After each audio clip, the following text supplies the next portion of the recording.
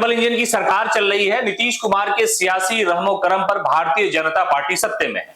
केंद्र में चंद्रबाबू नायडू और नीतीश कुमार की बैसाखी के भरोसे सरकार चल रही है, लेकिन मुख्यमंत्री नीतीश कुमार सियासत की इस नजाकत का सबसे ज्यादा फायदा उठाना चाहते हैं और पाई पाई का हिसाब मुख्यमंत्री कर देना चाहते हैं।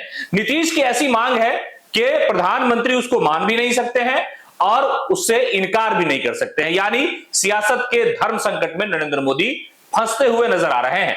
दरअसल आरक्षण का जो दायरा बढ़ाया गया, पटना हाईकोर्ट ने उसे रद्द किया। यह मामला सुप्रीम कोर्ट में गया और सुप्रीम कोर्ट ने हाईकोर्ट के ही फैसले पर हामी भरते हुए कहा कि इसको रखिए, बाद में हम सुनवाई करेंगे। और सियासत में आरक्षण और नीतीश, बिहार, ये सब कुछ एक बार सामने आ गया और कहा यह जाने लगा कि जनता दल यूनाइटेड ने भारतीय जनता पार्टी के सामने यह गुहार लगाई थी कि इस आरक्षण का जो दायरा बढ़ा है उसे 9वीं सूची में शामिल कर दिया जाए ताकि कोई खतरा ना रहे।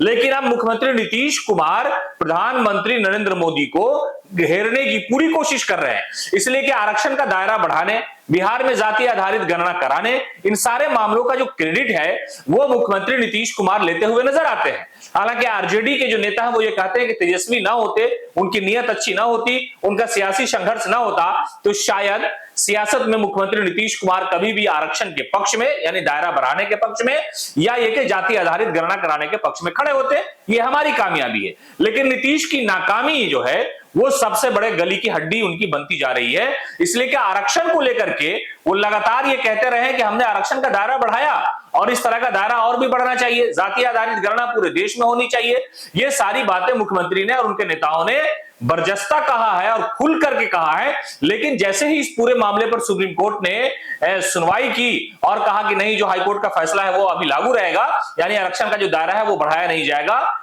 इस पूरे मामले को लेकर के मुख्यमंत्री नीतीश कुमार ने अब नरेंद्र मोदी को धर्म संकट में डाला है।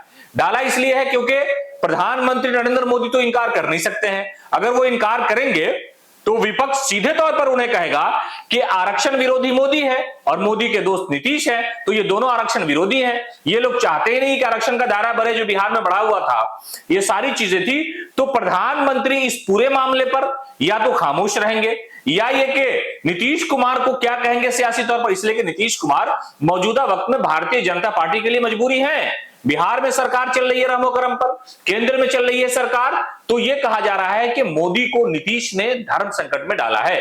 ना उगलते बन रहा है ना निगलते बन रहा है, इसलिए कि बीजेपी की यह नियत है ही नहीं कि आरक्षण का जो दायरा बढ़ा उसे 9वीं सूची में डाला जाए और नीतीश की यह नियत है कि इसे डाला जाए।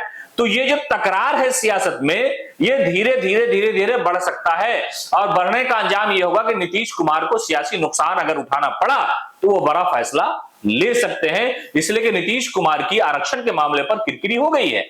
और जो आरजेडी है वो ये लगातार हमला कर रहा है कि नीतीश तो आरक्षण के पक्ष में थे ही नहीं, वो तो हमारे नेता की नीयत अच्छी थी इसलिए आरक्षण का दायरा बढ़ा, हमारे नेता की नीयत अच्छी थी इसलिए जाति आधारित गणना बिहार में कराई गई।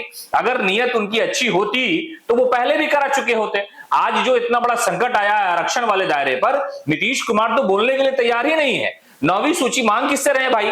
जिसके साथ आप केंद्र में सरकार में है, जिसके साथ राज्य में सरकार चल रही है, उनसे ही आप भीख मांग रहे हैं। आप खुल करके बोलिए कि अगर 9वीं सूची में नहीं डालेंगे तो मैं आपके साथ नहीं रहूंगा।